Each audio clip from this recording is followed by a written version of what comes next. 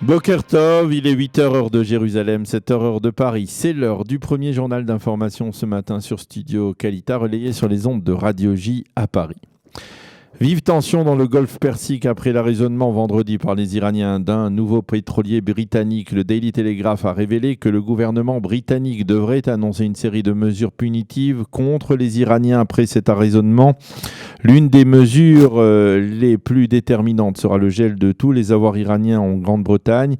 Au sein de l'OTAN, on se déclare également préoccupé par les dernières démarches iraniennes. Ceci étant, on a constaté que cette tension dans le Golfe et l'arraisonnement d'autres pétroliers ces dernières semaines avaient entraîné une augmentation sensible du coût des assurances qui couvrent ces pétroliers et les compagnies auxquelles ils appartiennent. Et on estime que cette tension pourrait également conduire à une réduction sensible du nombre de pétroliers qui utilisent cette région, le Golfe Persique, pour acheminer le pétrole en particulier vers l'Europe. Et indirectement, on parle donc d'une augmentation du prix du pétrole. On fait également remarquer que les compagnies aériennes British Airways et Lufthansa ont décidé d'annuler leur vol vers Le Caire pour une semaine pour la British Airways et pour 2 jours pour la Lufthansa, et ce pour des raisons sécuritaires. Journée de distribution aujourd'hui dans la bande de Gaza. En effet, l'adjoint de l'émissaire du Qatar, Mohamed El Hamadi, est entré dans la région jeudi dernier avec apparemment d'importantes sommes en dollars en espèces qui doivent être distribuées aujourd'hui à la population civile de Gaza, comme cela se fait désormais chaque mois. Cet argent aurait été introduit dans la bande de Gaza via le poste frontière d'Erez et apparemment avec l'aval des autorités israéliennes. Vendredi, 6000 manifestants palestiniens se sont rassemblés à proximité de la barrière de sécurité dans la bande de Gaza dans le cadre de ces manifestations habituelles. Et puis, Ismail Haniyeh, le leader politique du Hamas, a annoncé qu'une délégation du mouvement terroriste se trouvait actuellement en visite à Téhéran.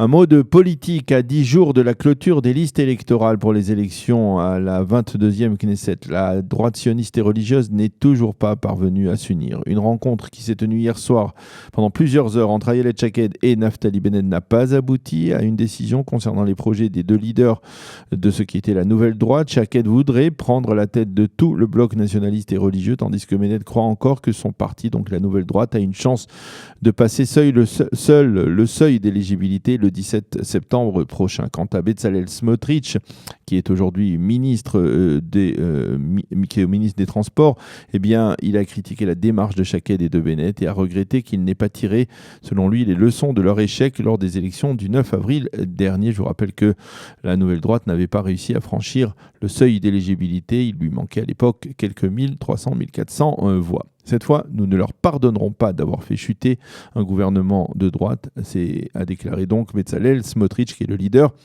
de l'Union nationale qui a fusionné avec le foyer juif du Rav Peretz.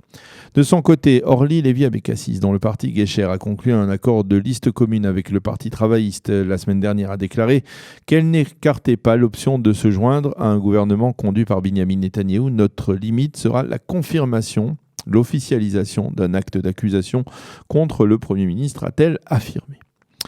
On parle toujours ce matin des soupçons très prononcés d'un viol d'une touriste britannique par une douzaine de jeunes Israéliens en vacances sur une île de Chypre.